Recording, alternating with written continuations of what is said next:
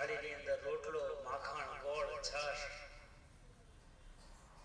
બધું મૂકી અને દેવકીજી થાળી લઈને આવ્યા. અને જ્યાં ભગવાન પાસે થાળી મૂકી 2 મિનિટ ભગવાન થાળીને એમને એમ જોઈ રહ્યા. આંખમાંથી આંસુની ધાર થઈ. ભગવાન થાળીને પગે લાગી રડતા રડતા ઊભા થઈ અને પોતાના શયનખંડમાં જતા રહ્યા.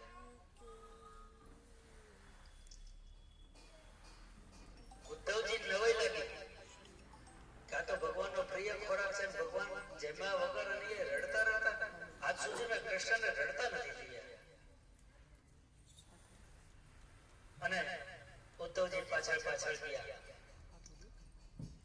ઉદ્ધવજીએ કીધું કૃષ્ણ કે હા કેમ રડે છે? ભગવાન કે ઉદ્ધવ તને નહીં સમજે કે ના બાપુ કે કેમ તું મત કેમ રડે છે? રડતો રડતો કેમ આવ્યો અને તું ખાધું કેમ નહીં? તું જમ્યો કેમ નહીં?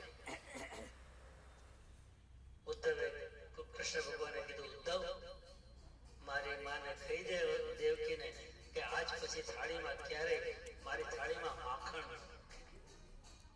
આજ પછી મારી થાળીમાં ક્યારેય માખણ ન મૂકે. તો કે કેમ એમાં શું વાંધો છે? ઉદ્ધવ માખણ તો મારી ગોપીઓ, ઉદ્ધવ માખણ મારા ગોકુળ નું હતું, ઉદ્ધવ માખણ મારા વૃંદાવન નું હતું. અને એ જે પ્રેમથી મારી ગોપીઓનું માખણ ચોરી મારીને ખાતો હતો એ માખણનો સ્વાદ આ યશોદામાં લાવ્યા છે ને, આ દેવકીજીએ મને આપ્યું છે ને, એમાં નથી. ઉદ્ધવજી મને મારી ગોપીઓ બહુ યાદ આવે છે, મારા નંદ બાબા બહુ યાદ આવે છે, મારા યશોદામાં બહુ યાદ આવે છે, મારી રાધા મને બહુ યાદ આવે છે. ઉદ્ધવજી કે હવે તો તમે રાજા થયા,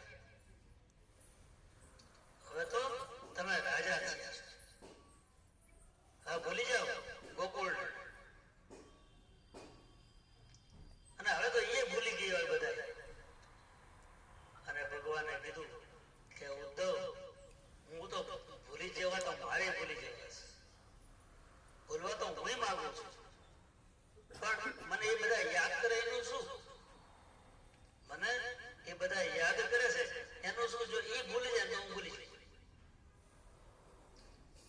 સાયન્સે પ્રૂવ કર્યું છે ઇટ ઇઝ કોલ્ડ ટેલિપેથી. તમારો દીકરો બહાર ભણતો હોય અને તમારો દીકરો હજો માંદો અહીંયા થયો હોય ને, અહીંયા એની માને કંઈક જીવ છૂટા થતો હોય અને પછી માં ફોન કરીને